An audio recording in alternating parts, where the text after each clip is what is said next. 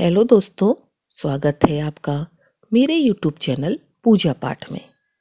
दोस्तों, असंभव को संभव कौन सी चीज़ें बना देती हैं।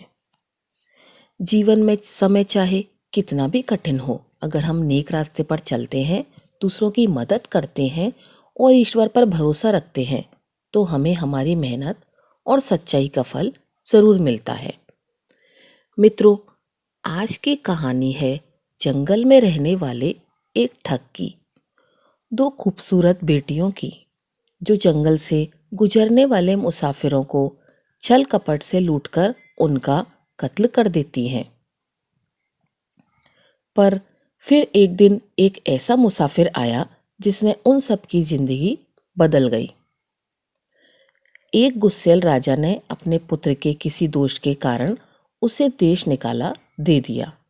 राजकुमार दुखी मन से अपने गुजारे के लिए 4 लाल और कुछ स्वर्ण भी अपने साथ ले लिए और भरे हृदय से अपने पिता का महल छोड़ दिया।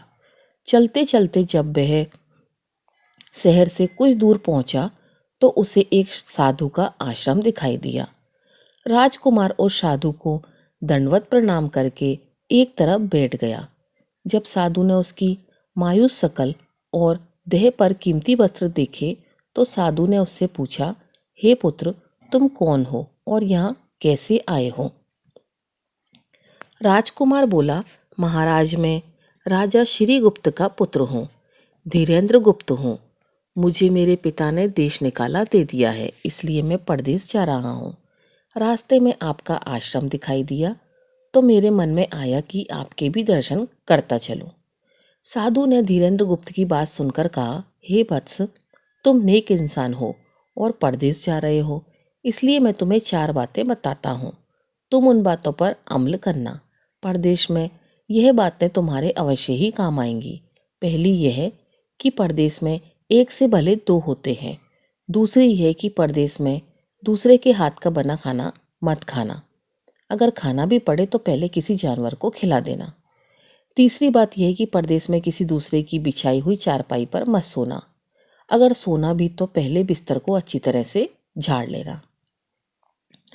चौथी बात यह कि यदि कहीं शत्रुओं के फंदे में फंस जाओ तो जहां तक हो सके नरमी और ज्ञान की बातें सुनाकर अपना उद्देश्य प्राप्त करना। साधु ने कहा, हे पुत्र, मेरी ये बातें हमेशा याद रखना। साधु की बातें सुनकर साधु को प्रणाम कर राजकुमार परदेश चला गया। जब चलते चलते बहुत दिन बीत गए तो वह एक जंगल में पहुंचा। वहां उसने देखा कि एक चील एक कछुए के बच्चे को लेकर उड़ी जा रही है। संयोगवश कछुए का बच्चा उस चील के पंजे से निकलकर गिर गया। धीरेन्द्र गुप्त ने कछुए के तड़पते हुए बच्चे को देखा तो उसे बड़ी दया आई। उसने मन में सोचा कि इस बच्चे को पालना चाहिए। इस बच्चे को पालने से 2 बातें होंगी। पहली तो यह कि इस बच्चे के प्राण बच जाएंगे।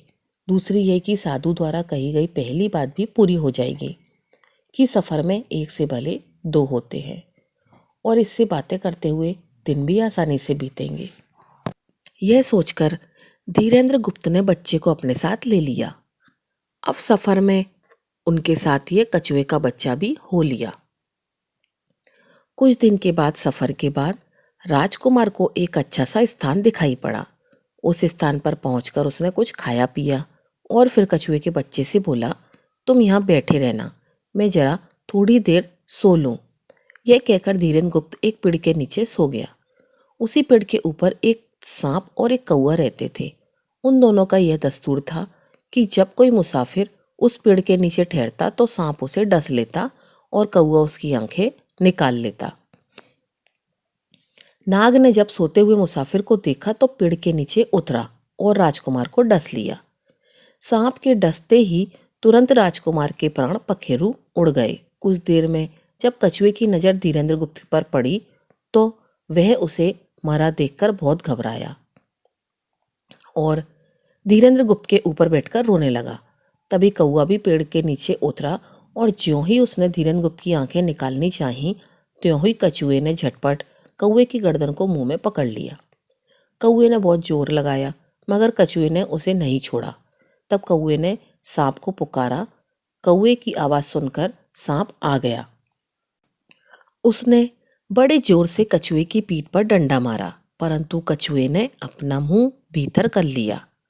सांप ने कई बार कछुए की पीठ पर डंक मारा, किंतु हर बार कछुआ अपना मुंह अंदर कर लेता। जब सांप का कछुए पर बश नहीं चला तो उसने कछुए से प्रार्थना की कि तुम मेरे मित्र को छोड़ दो।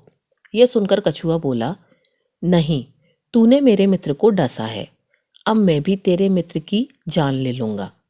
तब सांप ने कहा, तू मेरे मित्र को छोड़ दे तो मैं तेरे मित्र को जीवित कर दूंगा। यह कहकर सांप ने काटी हुई जगह पर मुंह रखकर धीरेन्द्रगुप्त के शरीर से विष खींच लिया और बोला, अब तो मैंने तेरे मित्र को छोड़ दिया है। कछुए ने जब राजकुमार को देखा कि उसे थोड़ा होश आ रहा है और उसका जहर उतर रहा है तो उसने कौवे को छोड़ दिया। जब धीरेन्द्रगुप्त को होश आया तब कछुए ने उसे सांप के डसने का सारा हाल सुनाया। कछुए की बात सुनकर तुरंत धीरेन्द्रगुप्त के मन में उस साधु की बात बताई पहली बात खटकी। उसने सोचा, साधु की एक बात तो काम आई कि एक से भले दो होते हैं। मन ही मन उसने साधु को धन्यवाद दिया और आगे बढ़ता चला गया। चलते चलते कुछ दिनों के बाद जब वे समुद्र के किनारे जा पहुंचे तब कछुए के बच्चे ने कहा, मित्र, मेरा देश आ रहा है। यदि तुम कहो तो मैं अपने माता पिता से मिलाऊं। उनसे बिछड़े हुए बहुत दिन हो गए हैं। वे बहुत दुखी होंगे। धीरेन्द्रगुप्त ने उसे जाने की आज्ञा दे दी और स्वयं रात को वहीं समुद्र के किनारे उस जंगल में ठहर गया। जिस जंगल में राजकुमार ठहरा हुआ था उसी जंगल में वहां से कुछ दूर ही एक ठग का परिवार रहता था। ठग के 2 लड़कियां और 4 बेटे थे। उसकी बड़ी बेटी ज्योतिष विद्या जानती थी। जब भी कोई राहगीर, कोई यात्री उस जंगल से गुजरता और उसके पास कुछ कीमती होता तो ठग की बड़ी बेटी अपनी विद्या से जान लेती थी। आज फिर से उसे कुछ दिनों बाद बहुत से खजाने की महक आई। उसने अपने पिता से कहा, ऐसा प्रतीत होता है कि इस जंगल में एक पथिक आया हुआ है। उस पथिक के पास 4 लाल हैं। यदि तुम लोग उस पथिक को यहाँ ले आओ तो उससे लाल लेना। मेरा काम है, यदि वे लाल हमको मिल जाएं तो हम जीवन भर के लिए निहाल हो जाएंगे, परंतु उस पथिक को मारना मत, उसे जीवित ही पकड़ लाओ। ठग अपने बेटों के साथ तुरंत उसकी तलाश में निकल पड़ा। वे थोड़ी ही दूर चले होंगे कि उन्होंने देखा एक आदमी एक पेड़ के नीचे सो रहा है। उसे देखकर उन्होंने सोचा कि यह वही पथिक हो सकता है जिसके पास लाल है। वे उसे पकड़कर ले गए और अपनी बड़ी बेटी के हवाले करके बोले, इससे लाल निकलवाना, अब तेरा काम है। ठग की बड़ी बेटी ने पूरे आश्वासन के साथ कहा, तुम लोग चिंता मत करो, मैं इससे लाल निकलवा लूंगी। ठग की छोटी बेटी ने जब धीरेन्द्रगुप्त को देखा तो वह दिलो जान से उस पर मोहित हो गई। पहली ही नजर में वह अपना दिल उस नौजवान राजकुमार को दे बैठी। भाइयों के डर से कुछ तो कह नहीं सकी, लेकिन मन ही मन उसको बचाने की युक्ति सोचने लगी। कुछ देर बाद ठग की बड़ी बेटी ने खाना खाया और उसमें जहर मिला दिया। वही खाना उसने धीरेन्द्रगुप्त को परोस दिया। जब थाली धीरेन्द्रगुप्त के सामने आई तो उसने खाने के लिए निवाला तोड़ा। जैसे ही उसे खाने को हुआ तभी उसे साधु की कही हुई दूसरी बात याद आई। उसने थाली में से थोड़ा सा भोजन निकालकर कुत्ते के सामने डाल दिया। जैसे ही उस कुत्ते ने खाना खाया वो तुरंत मर गया। यह देखकर धीरेन्द्रगुप्त ने भोजन नहीं किया। उसने अपने मन में सोचा कि साधु की दूसरी बात भी काम आई। अपनी इस चाल को असफल होते देखकर ठग की बड़ी बेटी को बहुत गुस्सा आया, पर वह अपने गुस्से को अंदर ही अंदर पी गई। उसने धीरेन्द्रगुप्त के सोने के लिए पलंग तैयार करवाया और उसने कहा, जाओ पथिक, ऊपर के कमरे में तुम्हारे लिए पलंग तैयार करवा दिया है, अब तुम आराम करो। कई दिनों की सफर की यात्रा के कारण थका हुआ राजकुमार जब ऊपर आया तो उसे बढ़िया धुली हुई चादर पलंग पर बिछी हुई दिखाई दी। सोचा, जो हुआ सो हुआ, कई दिनों के बाद चैन की नींद तो सोने को मिलेगी। वो जैसे ही पलंग पर बैठने को हुआ तो उसे साधु की तीसरी बात याद आई कि परदेश में हमेशा बिस्तर को झाड़कर सोना। जैसे ही उसने बिस्तर को झाड़ा तो उसके होश उड़ गए। वो बिस्तर एक कच्चे सूत से तैयार किया गया था, जिसके नीचे आग का एक कुआं था। धीरेन्द्र गुप्त ने देखा कुएं के अंदर बड़े बड़े आग के अंगार धधक रहे हैं। राजकुमार ने सोचा साधु की तीसरी बात भी काम आई। उसने एक बार फिर मनी मन साधु को धन्यवाद दिया और पास पड़ी एक टूटी चारपाई पर लेट गया। थोड़ी देर पहले जो राजकुमार चैन की नींद लेने की सोच रहा था, अब नींद उसकी आंखों से कोसों दूर थी। अब तो उसे अपनी जान के लाले पड़े थे। सोचने लगा आज की रात बचना बहुत कठिन है। तभी ठक्की छोटी बेटी मौका पाकर आई और उससे कहने लगी, हे पथिक, मैं तुम पर दिलो जान से नौछावर हूँ, परंतु आज की रात मेरे वश में कुछ नहीं है। आज की रात मेरी बहन की बारी है। जिस तरह भी हो सके बस आज की रात मेरी बहन से अपने प्राण बचा लो। कल मेरी बारी है। हे प्रिय, मैं तुम्हारी दासी हूँ, मैं तुम्हें बचा लूंगी। इतना कहकर ठक्की छोटी बेटी चली गई। जब सब लोग खाना खा चुके तो ठक्की बड़ी बेटी ऊपर कमरे में चली गई। उसने सोचा अब तक तो पथिक जलकर राख बन चुका होगा, पर जैसे ही वह कमरे के अंदर आई और देखा कि पथिक तो बिल्कुल सही सलामत टूटी हुई चारपाई पर लेटा है, तो उसके क्रोध की कोई सीमा नहीं थी। तुरंत उसने कटार निकाली और क्रोध से बोली, हे पथिक, या तो अपने चारों लाल मुझे अभी दे दो, वरना मैं तुमको मार डालूंगी। उसी समय धीरेन्द्र गुप्त को साधु की चौथी बात याद आई कि कहीं शत्रुओं के फंदे में फंस जाओ तो जहां तक हो सके नरमी और ज्ञान की बातें सुनाकर अपना उद्देश्य प्राप्त करना। राजकुमार ने सोचा कि आज रात बचना मुश्किल है, पर साधु की चौथी बात भी आजमानी चाहिए। धीरेन्द्र गुप्त ने यह सब सोचकर लड़की से कहा, मेरे पास लाल नहीं है। यदि तू मुझको मारेगी तो वैसे ही पछताएगी जैसे बंजारा अपने कुत्ते को मारकर पछताया था। लड़की गुस्से में बोली, कौन बंजारा और कौन सा कुत्ता? क्या बक रहे हो तुम? तब राजकुमार बोला, तुम नहीं जानती तो सुनो। लड़की एक बंजारा था जिसने एक कुत्ता पाल रखा था। वो कुत्ता बहुत समझदार था, जिसे बंजारा अपनी औलाद से भी ज्यादा प्यार करता था। एक समय ऐसा आया कि एक भयंकर बीमारी के चलते बंजारे का सारा परिवार उस बीमारी की भेंट में चढ़ गया। उस बंजारे की करोड़ों की संपत्ति भी बिक गई। दुखी बंजारा अपने कुत्ते को लेकर लखनऊ में एक व्यापारी के पास जाता है और व्यापारी को 1 लाख के बदले अपना कुत्ता गिरवी रखने को बोलता है। उस समय 1 लाख बहुत बड़ी रकम होती थी। पहले तो व्यापारी ने बंजारे को मना कर दिया, पर फिर कुछ सोचकर उसने बंजारे को 1 लाख रुपए दे दिए। कुछ ही समय बीता था कि एक रात व्यापारी के घर डाकू घुस आए। बंजारे का कुत्ता संवर कर देख रहा था। कुत्ता सोचा, भौंकूंगा तो परिवार के सब लोग उठ जाएंगे और यह डाकू उनका भी कत्ल कर देगा। कुत्ता चुपचाप बस उनको देखता रहा। जब डाकू व्यापारी ने घर चोरी किए हुए धन को लेकर चल पड़ा तो कुत्ता चुपचाप उनके पीछे पीछे हो लिया। व्यापारी के पास इतना धन था कि डाकू उसे निकाल तो लाया, पर अब उससे वह धन लेकर चला भी नहीं जा रहा था। दिन भी निकलने के करीब हो चला था। डाकुओं ने सोच विचार कर उस धन को एक तालाब के अंदर छिपा दिया। सोचा बाद में आराम से निकाल कर ले जाएंगे।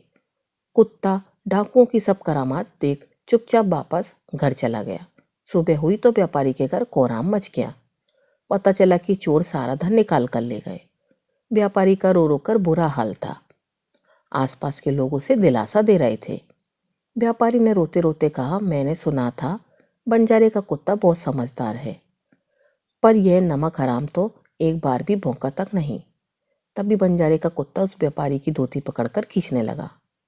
कुत्ते की हरकत देख पास खड़े एक समझदार व्यक्ति ने व्यापारी से कहा, सेठ जी, यह कुत्ता कुछ कहना चाह रहा है, हमें इसकी सुननी चाहिए। और सभी लोग कुत्ते के पीछे पीछे हो लिए।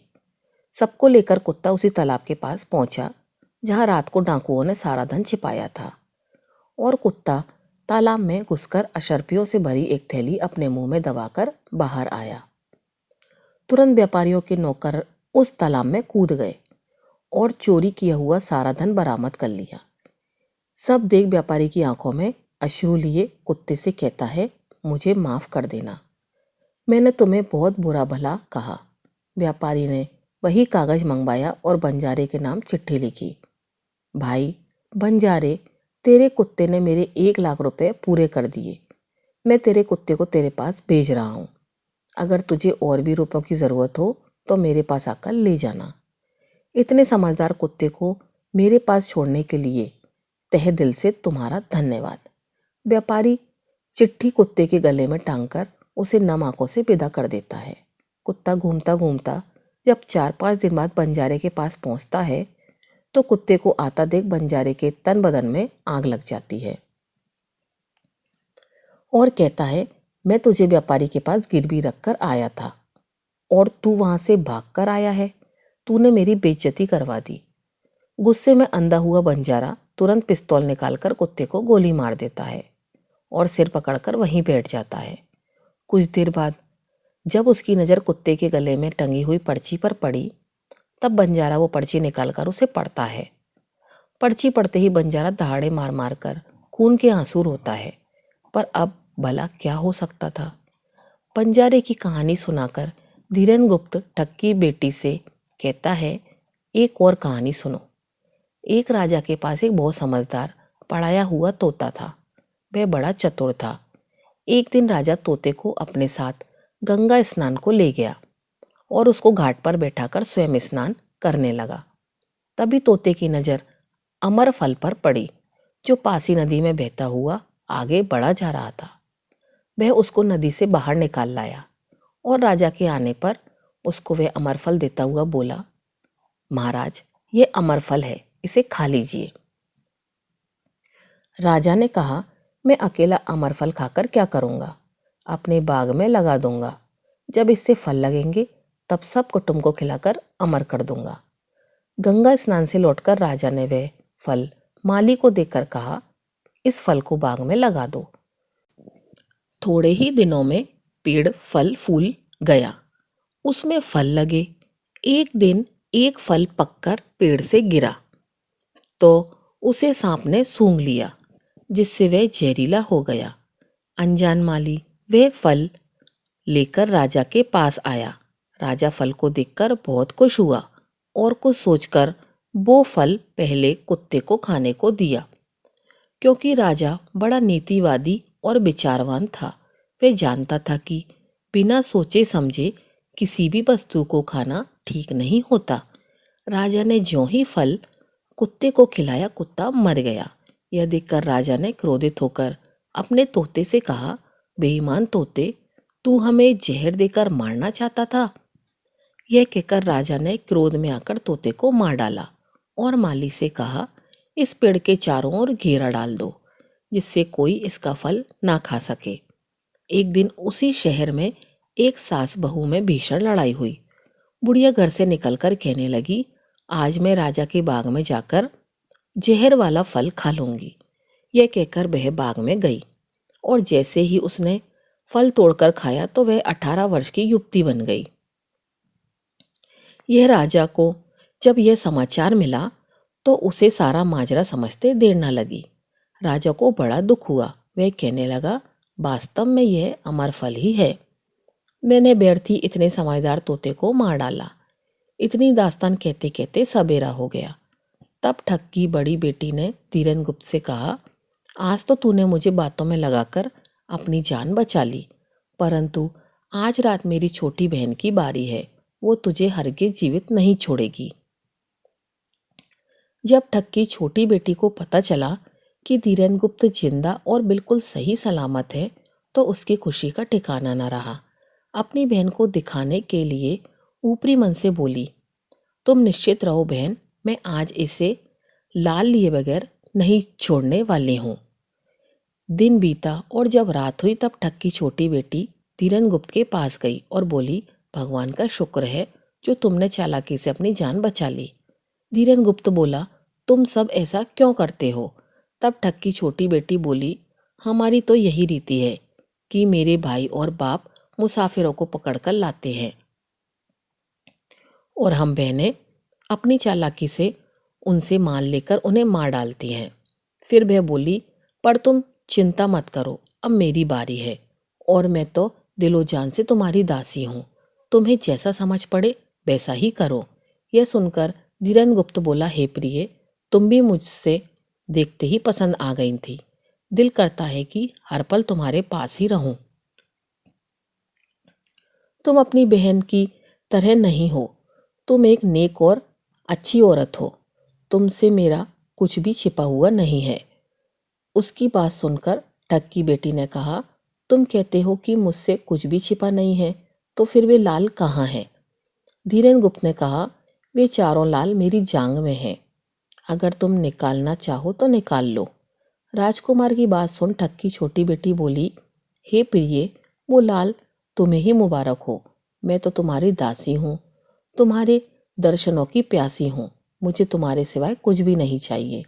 यह सुन धीरेन्द्र गुप्त बोला, जो कुछ तुमने कहा है वह तो सब ठीक है, लेकिन यह प्यार और प्रेम की बातें सब धरी रह जाएंगी जब हमारे शरीर में प्राण ही नहीं रहेंगे, क्योंकि जब तुम्हारे बाप और भाइयों को इसका पता लगेगा तो हम दोनों की खैर नहीं। तब ठग की बेटी बोली, तुम चिंता मत करो, मेरे पास इसका भी उपाय है। आज रात को सबके सोने के बाद हम यहाँ से भाग चलेंगे और कहीं दूर निकल जाएंगे, जहाँ कभी मेरे भाई और बाप ना पहुंच सके। धीरेन्द्र गुप्त बोला, पर यह सब होगा कैसे? ठग की बेटी बोली, यहाँ से निकलने का एक ही उपाय है। मेरे पिता के पास 2 ऊँट हैं। एक तो दिन भर में 60 कोस चलती है और दूसरी दिन भर में 100 कोस चलती है। तुम उनमें से बड़ी वाली ऊँट को खोल लाना। तब तक मैं हम दोनों के लिए कुछ धन बांध कर रख लूंगी। जब आधी रात हुई तब धीरेन्द्र गुप्त ऊँटनी को खोलने चला गया। धीरेन्द्र गुप्त ऊँटनी ले तो आया, मगर जल्दबाजी के कारण वह बड़ी के स्थान पर छोटी ऊँट को ले आया। ठग की बेटी बहुत सा माल लेकर ऊँटनी पर बैठ गई और दोनों चल दिए। ऊँटनी जब चलते चलते 60 कोस पहुंची तो जंगल में रुककर खड़ी हो गई। बीच जंगल में ऊँटनी को खड़ी देखकर धीरेन्द्र गुप्त और ठग की बेटी के होश उड़ गए। ठग की बेटी बोली, अनर्थ हो गया। तुम रात के अंधेरे में बड़ी ऊँटनी की जगह छोटी ऊँटनी को ले आए।